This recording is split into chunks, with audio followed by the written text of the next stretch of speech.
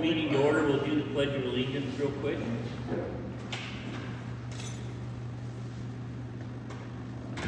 I pledge allegiance to the flag of the United States of America and to the republic for which it stands, one nation, under God, indivisible, with liberty and justice for all. Thank you.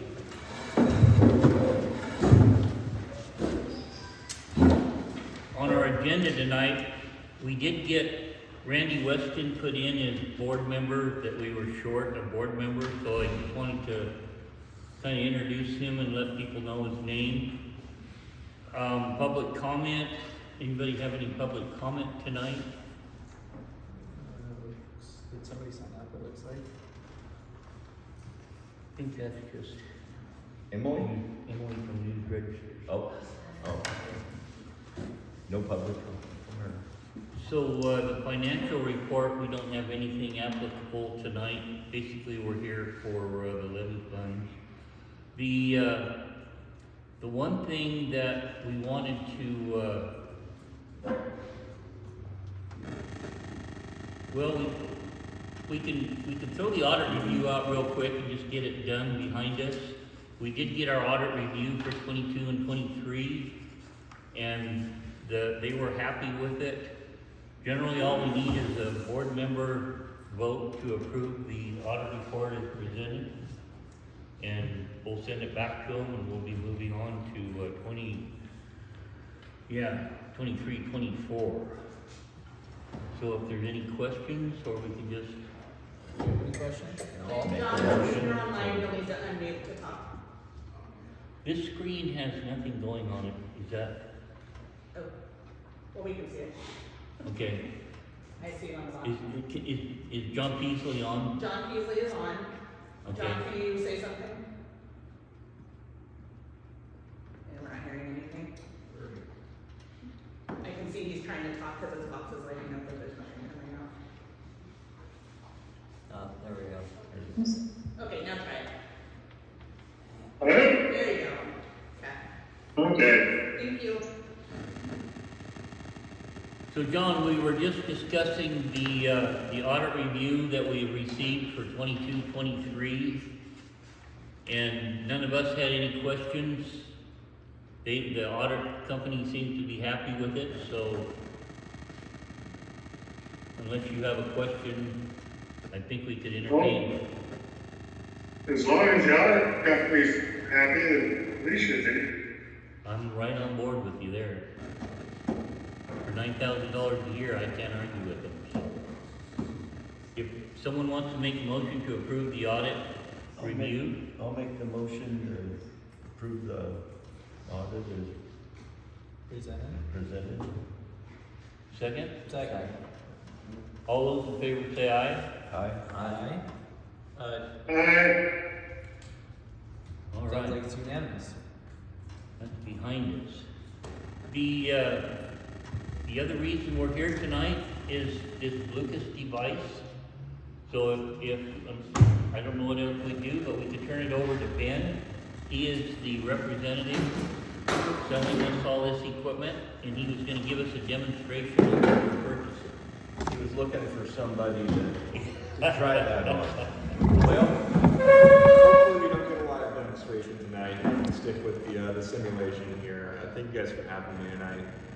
Lucas is part of this. This is really what we're talking about is an entire cardiac response system. We're really excited to partner with you guys as we partner with pretty much everyone else in the county at this point. With a number of devices, I could really walk you through in a way of how we could discuss maybe if somebody was to collapse in a cardiac event. So this patient down here, I've already pre-applied the Lucas, which is something that we would be training you guys on doing with minimal gaps in CPR. That's one of the processes that we focus on quite a bit in in-service training. This AED would be a bystander AED, or one that you have in your patrol rigs or your command vehicles as well. I believe the police vehicles were in this as well. One thing that this AED and this new heart monitor have in common is a new technology called CPR Insight. So one thing we're going to be talking about a lot with these is trying to stick within AHA guidelines, which is AHA says that anything over a 10-second gap in CPR, survivability drops by 11%. So if that 10% turns to, or 10 seconds turns to 15 seconds, then you're looking at 11% drop in survivability. We've had quite a bit of conversations amongst us about the importance of bystander CPR. As important, or the next most important thing probably, is the ability and the knowledge of knowing how to implement and put on an AED. This AED, I won't open it up because it'll scream at us all, but it will walk you through verbally on how to do everything there. It does have adult and pediatric mode as well. So if you're in the unfortunate event of having a cardiac event on the pediatric, this will be something you can use as well at the touch of a button. One set of pads for everything as well. These pads can actually be transferred into the LifePak 35 later. The Lucas here, this is a device that has been one of the most impactful that we've ever seen in cardiac events, especially in rural communities. So we always hear folks like Seattle and Portland talk about their cardiac resuscitation numbers and how well they perform. They have a lot of people that show up at those events, 2, 3, 4, 5 on every single call, to where they're able to start dispatching people away from those calls. That's not a luxury that we have in rural communities. So what the Lucas does is it actually performs perfect CPR by AHA guidelines again. So it does 102, 111, or 121 compressions per minute, depending on how you add that. It does 2.1 inches of compressions, which are all within the AHA guidelines. The next thing we're focusing on is continuing to train to hit those compression fraction ratios of 80% of the time. Having that patient hands on chest, machine on chest, perfusing that blood, saving tissue, thymus tissue, that's heart tissue, brain tissue, lung tissue. This device will do that for you and take the most laborious part of a cardiac event, which is doing the CPR, and automate that for you. Now, I do just want to show you how it works so you can see what this looks like, but I won't keep it running the whole time because it will be loud, and I know that there's people on the Zoom call, so out of respect to those folks, I won't scream over that, and out of respect to you in the room as well, you won't have to hear me yell in there. These are all tried, true, and tested pieces of equipment that have been implemented all over the area. The LifePak 35 is the newest. This has only been out since June of last year, whereas this has been out, this is in version 3 now. So version 3.2 is the software version, but tried, true, tested, configurable, something that we have a service infrastructure as well. That's something we include as our ProCare people who come out, do in-service preventive maintenance appointments all through time as well.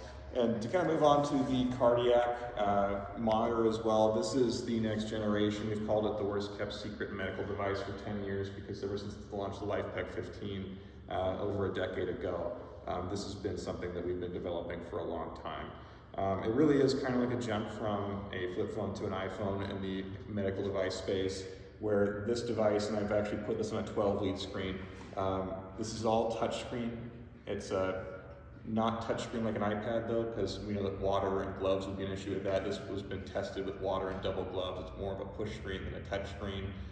We knew if we were going to come out with something that would be ultra durable as well, so I think you guys saw me beat the screen up with a battery when I was here last week.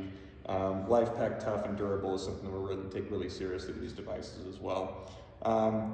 Diagnostic quality 12-lead on screen is a new thing as well. And then one thing we're really proud of with this is the ability for this to be looking at changes in heart rhythm after initial 12 lead. So after your providers take your initial 12 lead, they're used to seeing these printouts right here. This is actually looking in the background for changes in that patient's rhythm automatically. And if every 30 seconds it takes a snapshot, if there's a sustained change after 2.5 minutes, it'll automatically acquire another 12 lead, alert your providers, let them know that something changed with that patient. That can be something for the better or for the worse, but it will alert you either way. On top of that, our algorithm is great at having interpretation, and then we've actually added in this generation a visual representation as well. So anything in this gray area where you see the red there, it's probably hard to see the gray from where you're standing, but the gray area is actually looking at that patient's age and gender and what the normal, we call them ST levels for the heart are for that particular patient. Anything red here is actually telling you there's something that's out of whack that's of concern. Now, it's even telling you some anatomical locations for that as well that correspond up here. So all of this we believe is going to help with, helping you communicate what's going on with that patient, helping you diagnose with what's going on with that patient, and have more confidence to make a call to the hospital and say, hey, we need to activate the cath lab, we're coming in, code red right now. In addition to that, like I said, this has CPR Insight technology. This has built-in Wi-Fi, the ability to stream live from the screen to the hospital, transmit all that data to the hospital as well. Wi-Fi, and then we have the option for modems as well. It's going to allow you to communicate relatively seamlessly as well. So it's truly a next generation. Along with this too is, we have a data platform and package that gives you analytics reports that actually give providers information from the call they just dispatched and allows them to do training right after the fact and review what they've done as well. On top of that, you have your basic stuff, your NIVP, your SpO2, your end-tidal CO2, and then this generation as well will be new to you. Your devices previously only went to 200 joules biphasic. These go to 360 joules biphasic energy, which is actually something we have data that shows up to 11% more patients convert with higher energy than you could at max energy of 200 joules. So we're really excited for the technology and what it's been doing in the field so far. It is a newer technology, but it's not brand new. So most of the kinks are worked out at this point, but our service infrastructure, our training infrastructure, all of that's going to be available to you guys over time. But again, the whole system is just designed to diagnose quickly if this is a mechanical issue with the heart or if this is an electrical issue, help you if it's a mechanical issue and perfusing that patient, help you if it's an electrical issue with this as well, and then once that initial link in the chain of survival is done, really start getting the diagnostic work and figuring out what modalities or things that will be useful to us in the field. It's hard for me to know where and how deep to go into this. I could talk about this thing for probably an hour and a half. Yes, ma'am? So you're saying when you go out on the call, you would use all of those pieces of equipment, or? Potentially. So if somebody were to be dispatched from a call and they had this on hand, they wouldn't necessarily need to bring the AED. However, putting this in every apparatus is not a judicious use of funds. Obviously it would be a judicious use of your salesperson's time, but I don't think that's what we're all interested here. These AEDs, however, are things we do recommend having on multiple apparatuses because you don't know what's going to happen when it's going to happen. And somebody could potentially be waved off from a call where they have one piece of equipment or one apparatus shows up before this piece of equipment's there, and that's where this AED is going to come into play. Because the longer that person sits without getting the therapy they need, obviously bystander CPR is the most important thing when you see somebody that's collapsed and non-responsive. The next most important thing is if it's a shockable rhythm, diagnosing as a shockable rhythm and delivering that shock as quickly as possible. So more of these in more places is always a good thing. That's why we love to see them in police vehicles too, because oftentimes they're the first people on scene. We're all first responders and it's a little bit of a race to get there, but having this initially on there is a great idea. And then if this is applied afterwards, also all the better. And if pads are taken from here and then they're on the patient, you can actually take, this is gonna be the worst pad job I've ever done. You can actually take this connection here, if this wasn't a trainer, and connect it directly to the therapy cable here. You can't take these pads and put them that way, but you can take this pad and put them that way. Also new to this generation is it has adult and pediatric mode in the monitor now, where that used to be only adult mode, and then for pediatrics you'd have to go to manual mode to attenuate the energy down using the calculations that you're taught in EMS school, 2 joules per kilogram. But not everyone had the certifications to do that in the field. It's a different level of certification. Adding this to this device helps to make sure that you have the right device for the right patient on scene more often. Other questions? What's the warranty like on the monitor? Yeah, so 1 year comprehensive warranty, and then after that, the service plan is where it takes effect. So the preventative maintenance appointment will be done after 1 year, and then after that PM, the warranty plan or a preventative maintenance plan actually extends that warranty effectively.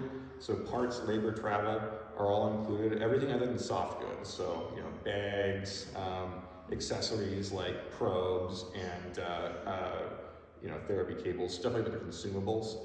Those aren't covered in the plan, but anything that would actually affect the device's readiness would be. And in the rare occasion that we can't fix something in the field, then loaners would also be available.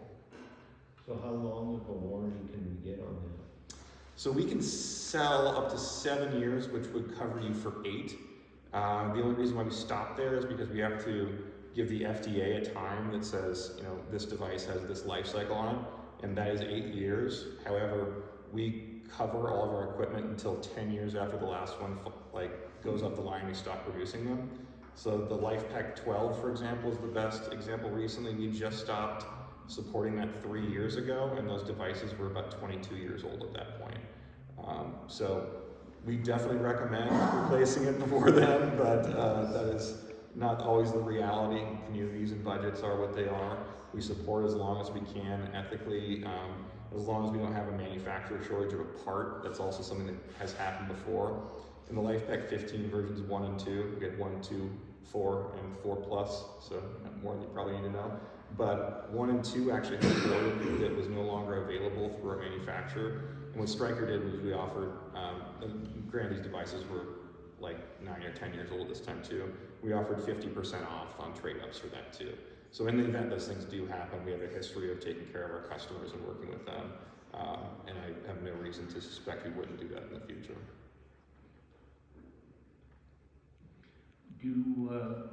Do we know how old the LifePak is that we're using for a trade-in? I think they're actually Philips, but Yeah, they're Philips MRXs, and I believe didn't we say they were?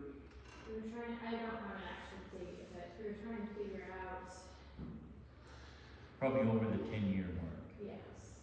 So one thing with those devices, and I know this from working with Tualatin Valley Fire and Rescue, is that they were end of life sometime around 2020 or 2021, to where people weren't able to get parts for them anymore. Marcy and your gang have done a great job of being resourceful and finding batteries and things to keep them afloat for as long as they have. That being said, it's probably similar to the LifePak 12 users that have limped along and found parts online and secondary sale places and gov sales and all that good stuff.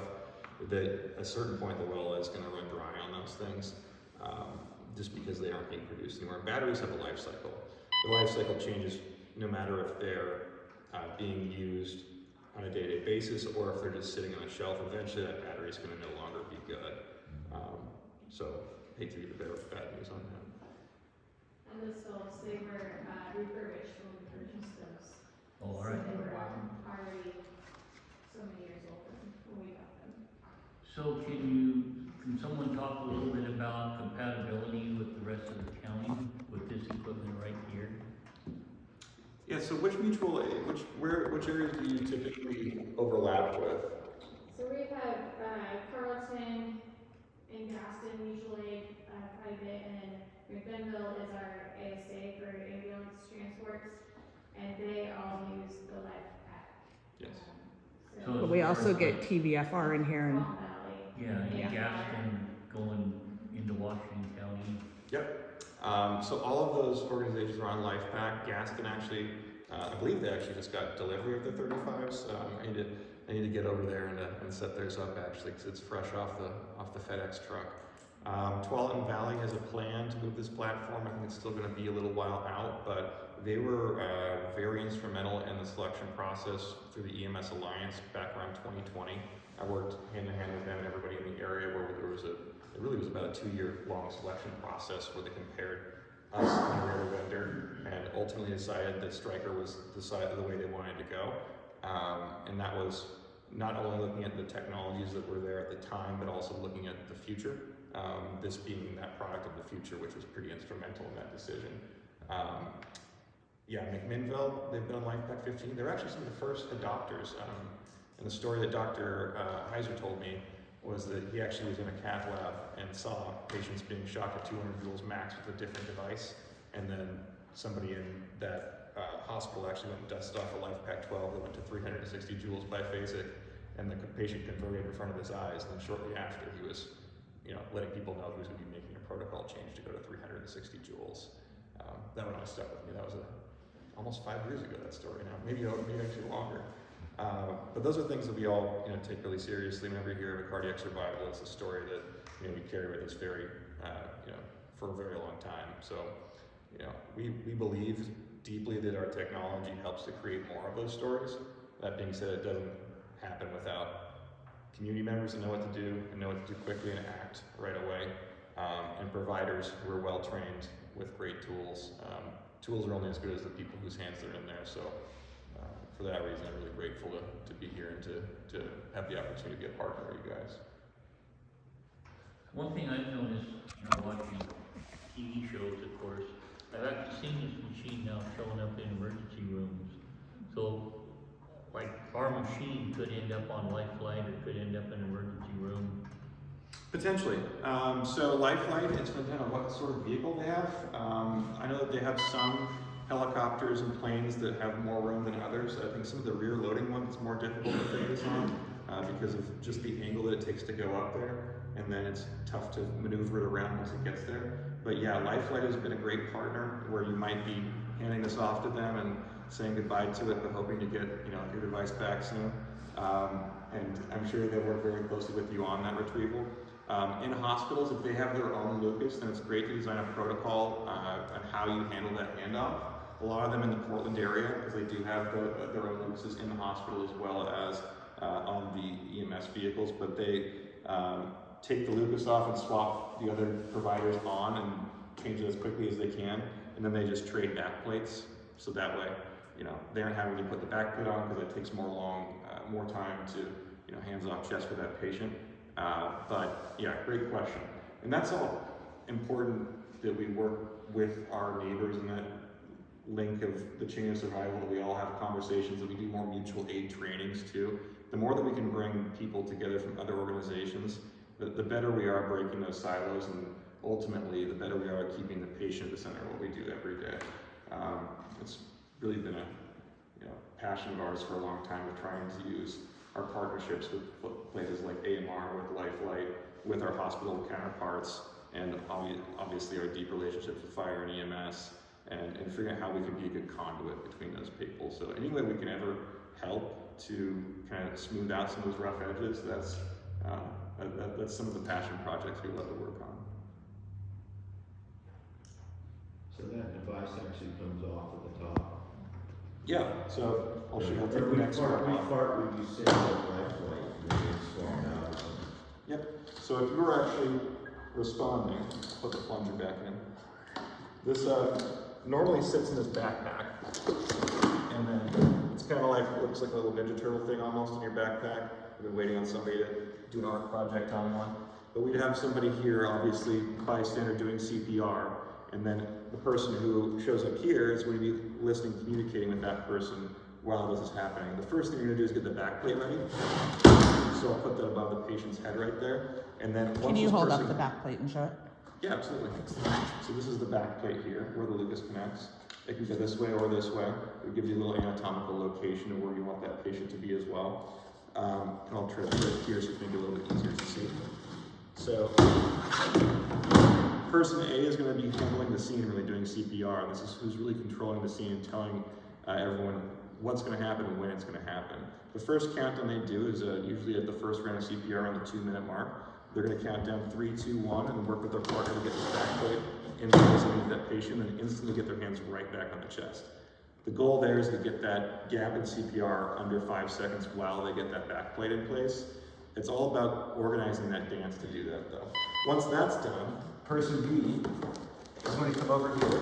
The first thing they're going to do is make sure this is powered on and has battery life. This is 45 minutes of compressions in there. And then when you actually connect it via this cord that can be AC, DC, from your car, it can go forever basically until the thing runs out. We had actually a patient survive neurologically intact after being on this for 9 hours one time. So amazing stuff. And then these buttons right here are really the 1, 2, 3. That's how you get things started. When it starts out number 1, it actually is allowing you to, and this would be the second gap in CPR, by the way. They would probably wait another 2 minutes, 3, 2, 1, and then this right here, and then 1, 2, 3. And that's how quickly you can get this doing CPR for you. Now, what we hear a lot from people when they start to implement this is it really calms the scene down. Because usually it's a little bit of a chaotic scene, or not chaotic rather, but just intense when you're trying to figure out who's going to do this, when we rotate. The AHA recommends every 2 minutes rotating CPR. So that's a huge thing to organize and a huge dance to do right. And then if you only got 1 or 2 people, people get tired, machines don't. So at a certain point, not to mention the injuries too. So providers can get shoulder, back injuries, all this good stuff. This is stuff that when we have EMS shortages and not enough people in the field anyway, this is not just helping treat your patients, but it's also helping protect your providers. But anyway, this takes a lot of that off of the plate for you, and then they can focus on things that have a lot more to do with what meds should we be pushing right now? What are we observing on the monitor, maybe we should be communicating X, Y, and Z, but it just allows them to kind of take a breath and to see with a little more clear eyes because they're not so focused on such an intimate thing as doing hands on the chest CPR. Question. Is it limited on size to the patient? So on size, yes, not on weight. So 95% of patients will fit in this. 3% are too big and 2% are too small. It looks like not as much will fit them, but you gotta also take into account that most of our weight is down here and this is doing CPR up here. So we always tell people to put the arms of the patient up when they apply it, so it kind of skinnies up that torso. But yeah, 2% are gonna be too small, and that's because it's not safe to do 2.1 inches of compressions. The device will tell you when that's the case. It'll actually, if you try to lower it to that level, not safe at this point. Sorry, you're doing manual compressions in this patient. And then as far as too big goes, we say if it clicks, it fits. So you're doing a lot of squishing things around sometimes with that. We tell people not to worry about, if you get it on, don't you worry, this is going to do 2.1 inches from wherever it detects resistance no matter what. And don't be afraid of squishing things. And I've had people say, well, what if it pinches somebody? So better be pinched than the alternative. So So if that goes back all the way up, it's still gonna compress that patient. exactly, yeah. You just have to make sure you get good placement. You know, we train on speed, but we also train on making sure the placement's correct. Because it's not a good, it's a great CPR device, it's not a good Heimlich device, so. What's the time frame on getting these if we were to order? Yeah, so I think 4 weeks on the CR2s. They said 4 weeks on the Lucas, but I had one come in less than 2. And then the monitors are also coming relatively quickly, a couple weeks. That being said, there's implementation things that go after that. And then we have to set up the data integration with your EPCR vendors, because this is also going to help with charting, which with the newer device, there's some things with charting that, are you ESO or? Not ESO right now, but. Okay. ESO just launched integration with this. I haven't heard if every little bit of data is on there, so we're trying to work with them on the particulars of that, but it can still get most of the data on there. 12 leads, this is going to transmit those 12 leads to the hospitals as well. And then your QA/QI platform, we're gonna get all of that set up after these are delivered. And then we're gonna do in-service training. And so deliver quickly, and then it can take longer than we think it would to actually get them on trucks. But we'll try to expedite as quick as we can. Know that we've got an ambitious plan of trying to get it done.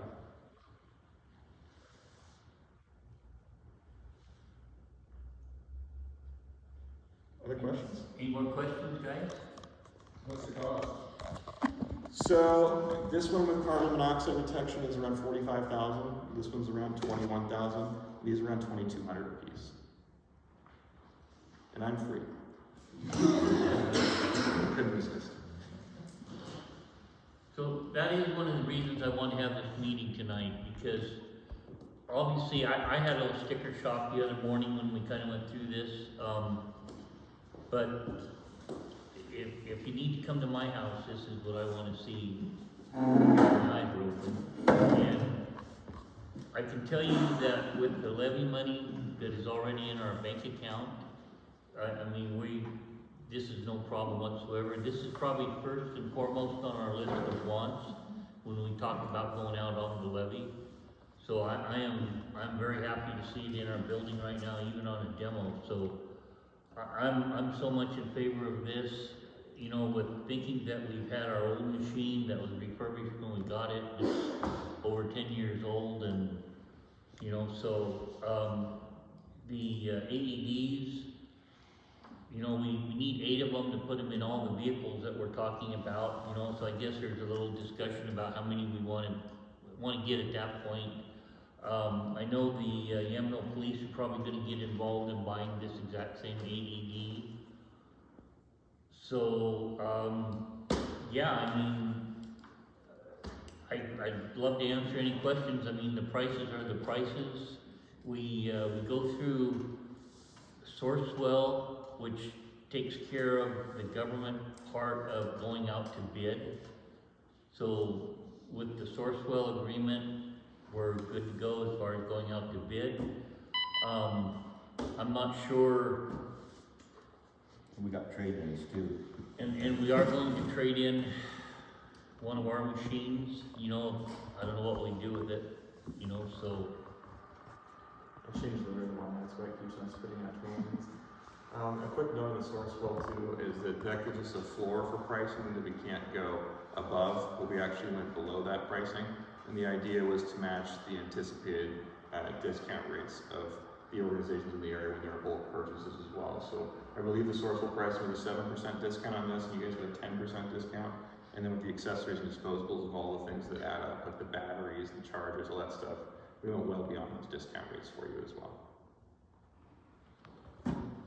Anybody have any questions? I mean, this is the tooling that our folks are telling us we need to purchase. The levy money is already in the bank. I feel there's no reason not to spend the levy money on what we said we were gonna spend it on.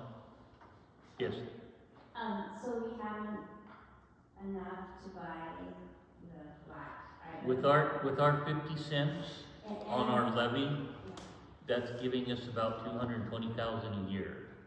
And so- how many, and then we would still have enough to buy the, what did it call the red one? Yeah, that table, it's hard to believe, that table has $100,000 on it. And we have the money in the bank to buy it.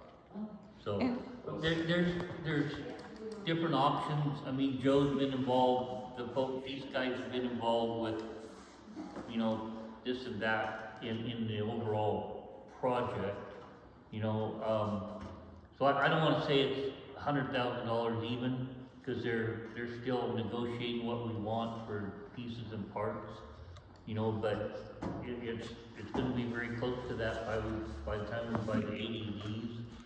Even the AEDs, I'm being told, are very out of date, you know, kind of a no value to that. So, I think some of the AEDs will end up at the Flying M crew, so we have them spread out. Marcy, you have anything more to add to it? Another note on the AEDs, why we're looking at buying new AEDs is for that interoperability, and because we have the Philips AEDs currently, so we want to switch over to the life packs. That way we're all on the same, and we can interchange the AED pads, because currently if we start with a Philips AED, then we're gonna have to get new pads to switch over to the life pack. So that's why we're looking at the AEDs as well. One thing I might add in real quick, I almost forgot about it, but the volunteers have a certain amount of money in their account to put towards first aid equipment. Is it $8,400? Well, and just to more? clarify, in 2023, the volunteers started raising money for exactly this stuff. That was our goal, was to raise as much money as we could, and then the levy ended up passing. So yeah, there's about $8,300 earmarked in volunteer cash that is dedicated to this. So yeah, we're trying to make sure the funds that we've told people are gonna get spent on first aid equipment are in fact gonna get it. And I'll say it again, I don't see any reason to keep the money in the bank. I mean, this is what we said we were gonna buy. You know, it might need to be at my house tomorrow, so. We need to make a motion. Yeah, if we have no more questions, I'd be happy to entertain a motion to move ahead with the purchase. I mean, we've already, yeah, Exactly. and we've already had one meeting. Ben was here, brought all the same equipment, a bunch of the volunteers were up there, and they went through it left to right. I wanted to bring the community, have a chance the community to see what we were spending that amount of money on. But I feel it's well worth doing. And then the other thing there that we're looking at is the AED trainers on our quote as well. So we're getting 2 new AED trainers for the CPR classes that we can start offering again. That way we have the same AED trainers and AEDs. So that is also something that we'd be purchasing with that money. And I've got 5 pages of prices in front of me, which, you know, I looked at the big one at the end. But it sounds like the company is very well taking care of us as far as training and support. And you know, if everyone's saying this is what we probably need to be compatible with neighbors. So, I'm all for it. Any other questions from you guys? John, any questions? We haven't get any quotes from anyplace else? We don't have to because we go through this Sourcewell agreement, and they are a company that already does the quotes from different. Okay, that's good. The bidding. Yeah, they do the bidding, I'm not sure how else to say it. It's a group purchasing organization, so what they do is they pool resources from around the country, pre-negotiate pricing, and effectively you know that you're getting at least that good of a deal, but you're getting below that. And they also do the same for other vendors and compare those as well. So the pricing that's on there, if I were to put Sourcewell's name on it and sell you something that wasn't at that price or below it, you better believe I'd be in real trouble. And John, I know Joe uses this same company at Yamhill County when they buy anything also, so I've kind of heard the name now more than once, so. Yeah, if there's, unless we have any other questions, I'd surely entertain a motion. Okay, I move we, set aside 120, not to exceed 120,000 for the purchase of the Lucas, the AEDs, and the life pack. I'll second that. So it's been moved and seconded to set aside $120,000 for the package we've been showing tonight. Any questions? Nope. Josh, any questions? No, I'm just getting his motion down. So move and second. All those in favor say aye. Aye. All those opposed? Aye. All those opposed? Motion passed, unanimous.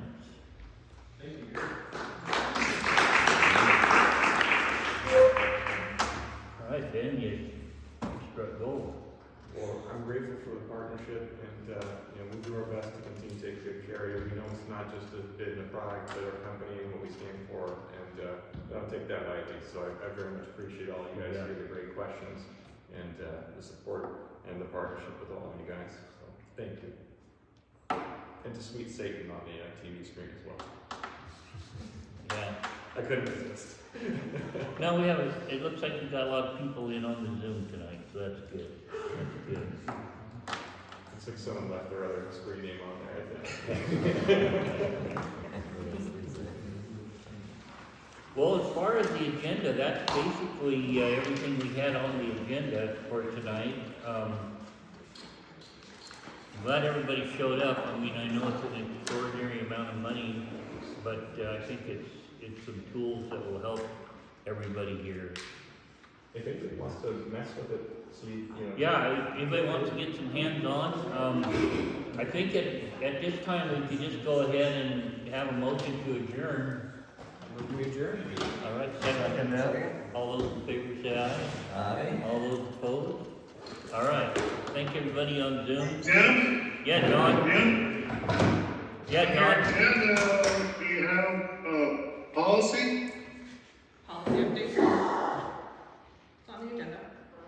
On the agenda, we talked about an updated policy. The policy, do we have an updated policy? It was for the, I sent it to all you guys on Yeah. email on Sunday. It Yeah, was for it the was, public information request.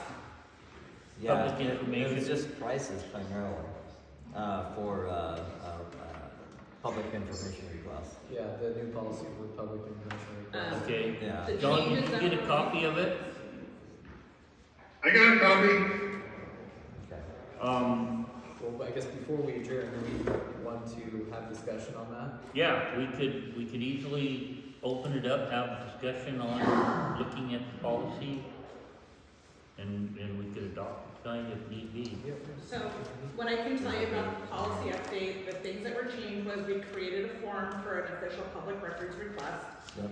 And then the pricing structure for what's requested. That was the only thing that was changed.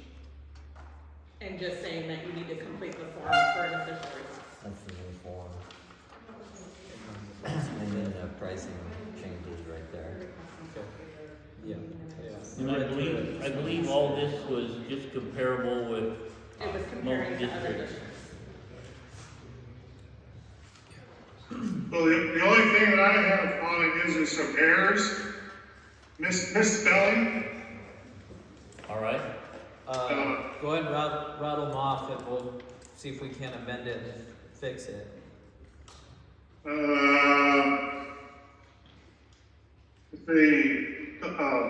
The page numbers are missing, if that means anything, really important. On page 6, number 4, it says the district will provide to the requester and it should be not AND, it should be AN.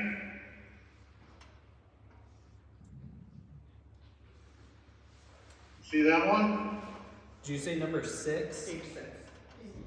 Page 6, Oh, number 4. Oh, number 4. Gotcha. Okay, now I'm following. Yeah, on provide to the requester and estimate should be, it's not and, it should be an, A-N.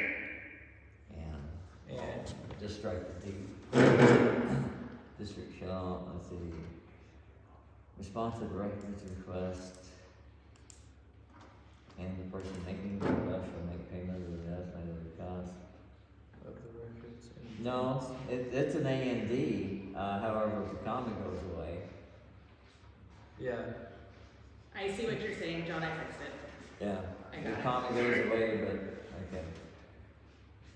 And same page, number 5, in the last sentence, it says, the city will, Sorry, that was what was in there previously from online. yeah, that should be the district. Got it, changed it.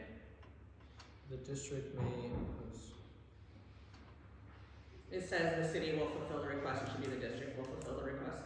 Oh, okay. Which is funny, that hasn't been caught, it's been online Okay. for several years. All right. And on page 6, still number 6,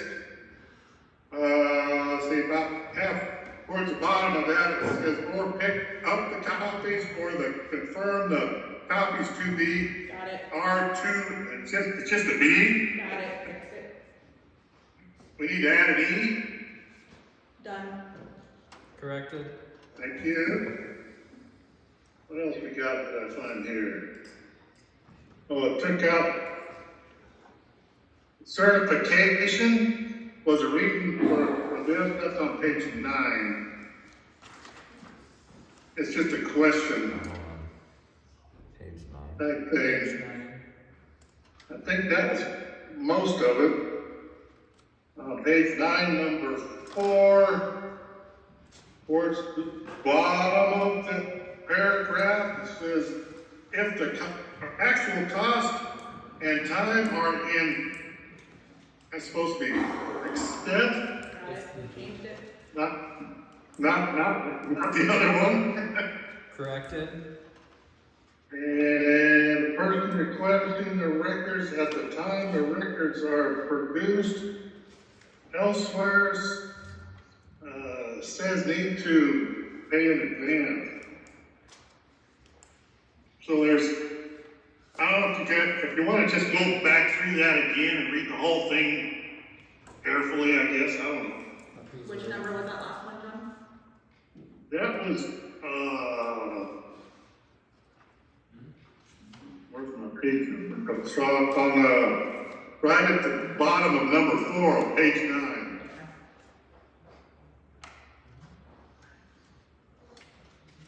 Press releases that records are produced. I think it's saying that, and somewhere else it says it needs to be paid in advance. I don't know if there's any contradicting, repeated stuff in there. It kind of sounds like to me, but like I said, if somebody else reads through that, maybe you'll have a better idea because you're looking at it right in front of you. But I think that's all I found on it. As amended, are you okay updating the policy? Has it been, so Darcy's got it all amended? Yeah, I fixed all those ones you just told me. Or corrected. But what I'd like is everybody just to read through it one more time, because nobody proofread this. That'd probably be a good idea. And All then right. did you look at the form? Yes, I did. Okay, what are your thoughts on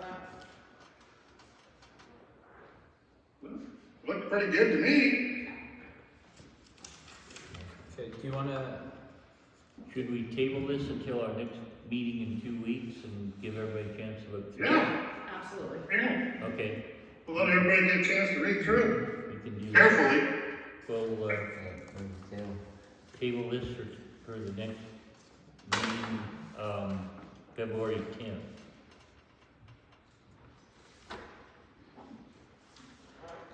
All right, any other business for tonight? I think the only thing I put on there was safety committee report, was another agenda item that I left on there. is there any safety committee That report? one's not here, but we We did do. did have a safety meeting report, but I, to be honest with you, didn't realize we were having a full meeting, so I didn't do that or a chief's report. We can put that on our February 10th Yeah, agenda. we'll table that to February. I kind of misunderstood the purpose of what we're doing tonight. All right. All right, any other business? Think we're- Any items for the next agenda besides what we've tabled? John? Well, we'll get it. No, the only thing I see is, suggestions for future meetings from board members and district personnel for the agenda. So that was the only thing I was gonna ask you. All right, well, I didn't catch what you. Oh, Yeah, no, that's actually what I asked, if there was anything to add to. I don't have anything to add to it. Good? All right, All right, bring us to adjournment. let's go back to adjournment. I move to adjourn. Second, second. all those in favor say aye. Aye. All right. All those opposed, motion passed, 6:48.